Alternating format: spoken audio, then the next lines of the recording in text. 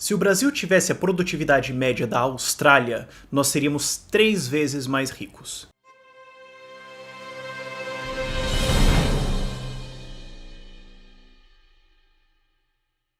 Recentemente eu fiz um vídeo atacando aquele mito de que o Brasil é pobre porque a gente exporta soja e milho, e na verdade a gente deveria exportar computadores e carros, mostrando para vocês que países como a Austrália ou Nova Zelândia também exportam commodities e eles são muito mais ricos que a gente. E isso é porque não tem a ver com o que você produz, mas o quão produtivo você é produzindo isso. Então se você fizer muito de soja ou chips de computadores, você vai ganhar dinheiro. E recentemente me apontaram um estudo da FGV também que faz uma comparação que é o seguinte.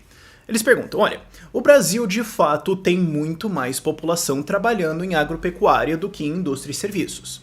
E se a gente então pegasse a população brasileira e colocasse eles nas mesmas proporções que, por exemplo, os Estados Unidos, ou seja, ao invés de ter lá 18% da população na agropecuária, colocasse 1% e coloca a galera em indústria e serviços. O quão mais ricos nós seríamos? Bom, 50%, porque a indústria e serviços são mais produtivos do que a agropecuária de maneira geral, então a nossa riqueza subiria 50%. Agora, se a população brasileira ficasse distribuída na mesma coisa que é hoje, 18% em agropecuária e o resto lá em indústria e serviços, mas nesses setores a gente tivesse a mesma produtividade que os americanos, quão mais ricos nós seríamos? 4 vezes. E eu usei o número da Austrália na abertura, porque o número americano, tá aqui a tabela para você dar uma olhada aqui, os números americanos de produtividade são muito mais altos, sim, mas nos Estados Unidos você tem uma estrutura de subsídios muito maior, especialmente em agricultura, e essa história de taxa de juros 0 a 8 anos lá, que durou acho que 7 ou 8 anos, a inflação toda que eles tiveram, a inflação de base monetária, não de inflação de valor, mas enfim, eles têm um sistema todo ali um pouco... Vamos pegar um exemplo um pouco mais livre, bem mais livre mercado, que é a Austrália. E você vê que a Austrália tem também uma produtividade agrícola muito similar à americana e uma industrial e serviços, ok, menor, e significativamente menor, mas não é aquele fim do mundo, né? Compara com o Brasil, por exemplo. Isso também tem muito a ver com o fato de que eles são muito mais recentes. Os Estados Unidos têm uma estrutura estabelecida muito maior e pode ter algumas outras coisas aí. O fato é, 3 vezes já estava muito bom de riqueza. Eu prefiro a Austrália como comparação. Especialmente porque a Austrália é um país que exporta muito mais commodities. A economia deles é muito baseada nisso. A maior exportação deles é minério de ferro. E a Nova Zelândia também é muito similar, mas a gente não tem os dados aqui da Nova Zelândia. Então, isso é o que as pessoas precisam entender, assim, muito fundamentalmente. Não é sobre, mas o Brasil só produz leite. Mas, cara, se a gente produzisse esse leite, que nem americano, minha nossa senhora, e eu falo, ó, tem os Qatar ali fazendo petróleo, mas não, o dinheiro tá no leite lá, porque você tem os brasileiros ricão pra caramba. Claro, exagero, mas é uma noção estranha e vai um pouco a ser até contrário ao que você ouviu nas suas aulinhas de geografia e história ao longo da sua escola lá do ensino no MEC, mas é o que você faz na sua vida. Se você quer ganhar mais dinheiro, o que você faz? Você fala, eu vou arranjar um emprego na indústria. Não, você vai estudar.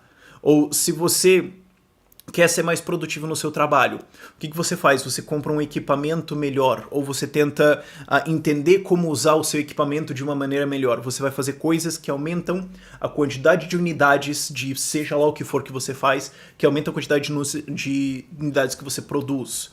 A raiz de tudo é a produtividade. E daí vem a pergunta, mas então como é que a gente pode subir a produtividade do Brasil? Bom, tem vários jeitos, mas você pode resumir em 3. Tecnologia, ou seja, métodos de fazer alguma coisa, equipamento instalado e acaba se relacionando aos dois, injeção de capital, a quantidade de capital que você tem para investir em produtividade bruta. O Eugene Bombaver, que sacou, foi o primeiro cara que descreveu o capitalismo certo, na verdade, e curiosamente criticou bastante o Marx, mas ele explicou que, assim, o jeito de você ser mais produtivo, de você ter a maior riqueza numa sociedade, se você quiser construir uma casa e você bate palmas, você dá umas pum, uma casa. Sim, seria de fato o jeito provavelmente mais eficiente de construir uma casa fora poderes mentais. O problema aí que o Mani aponta é que esse caminho é muito roundabout, é um caminho indireto. Porque se você quiser, por exemplo, ter pedras para construir uma casa, você pode fazer o caminho mais direto, que é ir lá numa parede de pedras e começar a socar elas.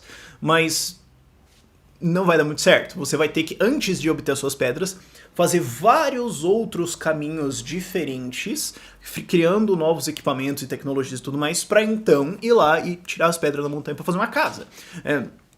E isso envolve investimento de capital. Porque essa é uma grande sacada da escola austríaca de economia, que é, você precisa de capital para comprar fatores de produção que vão aumentar a sua produtividade, e com esse aumento de produtividade você vai pagar esse capital. Então assim, se você vai tirar um empréstimo que vai te custar 100 mil reais, mas aquilo que você está comprando produz 300 mil reais para você ao longo desse empréstimo, vale a pena, porque você vai então subir a sua produção em 300 mil, 100 mil você paga o empréstimo, 200 mil é lucro. Eu tô exagerando na margem um pouco, claro, no mundo real é muito menor, mas você entendeu a ideia. Só que antes disso, você precisa ter esse capital disponível para você emprestar. E daí você pode falar, e é fácil, é só trazer o BNDES, rola para dentro da impressora e pau e bola. O problema é que ué, por que não funcionou literalmente todas as vezes que foi tentado isso no mundo e só criou bolhas? Porque isso se trata de crédito falso. Isso é nova injeção de dinheiro, não é dinheiro economizado. Isso é só uma injeção de dinheiro falsa que vai criar um ciclo econômico. Então isso não funciona. O que você precisa é que as pessoas prefiram consumir menos hoje e escolham economizar esse dinheiro seja então disponibilizado para quem vai tentar investir ele em produtividade. Quando mais dinheiro for economizado, a taxa de juros real de fato desce, não é dinheiro impresso, é você escolhendo economizar mais, e isso disponibiliza mais capital para que ele seja investido em produtividade. Daí os empreendedores vão tentar fazer isso. E daí com este capital, eles vão então adquirir tecnologia e instrumentos de produção, instrumentos brutos. Quer dizer, não adianta você só ter uma escavadeira, você também precisa ter o piloto, mas não adianta você só ter o piloto, você precisa ter escavadeira, né? Você precisa ter os dois aí. E esse investimento também é uma coisa complicada, e aí que o Brasil atrapalha, quer dizer, já atrapalha na hora de você economizar dinheiro, quer dizer, inflação. Você, vou economizar dinheiro, a inflação vai roer tudo, então dane-se, eu vou torrar em cachaça hoje.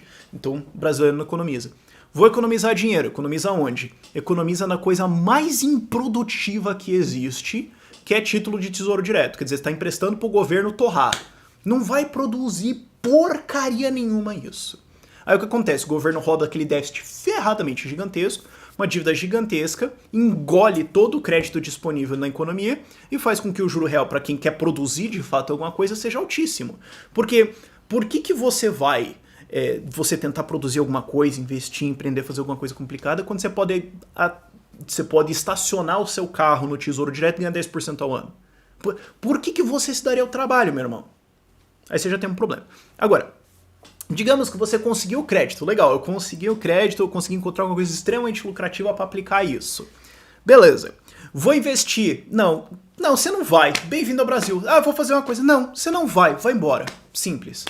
Você vai ter que passar por uma papelada gigantesca, toda a estrutura burocrática e institucional que basicamente impede você de empreender, e em boa parte foi criada e desenhada para impedir você de empreender.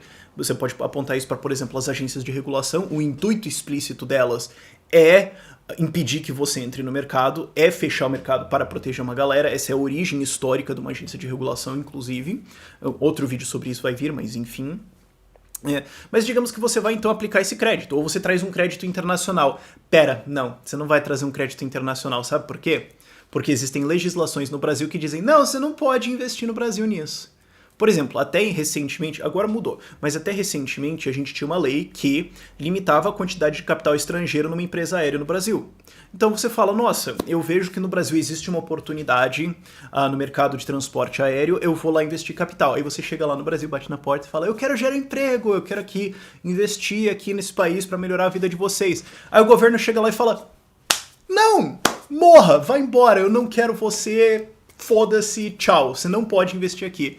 Mas eu vou ajudar todo mundo. Mas o governo criou uma lei que diz que você não pode, então morra. Então você vai fazer isso. Mas digamos, você conseguiu trazer o capital, você conseguiu investir no Brasil, aí vira a pá lá do presidente ou da presidenta e ela resolve destruir o seu mercado. Legal. Vou fazer o quê? Você já pulou todas essas barreiras, aí você começa a fazer um investimento, algum político resolve que dane-se você, ele vai lá, passa uma lei e acaba com o seu negócio, ou passa uma MP, ou faz o que ele quiser, acaba com o seu negócio, tá bom. Mas digamos que isso não aconteceu, e inclusive você vai até considerar isso, né? Você falou, vou investir no Brasil.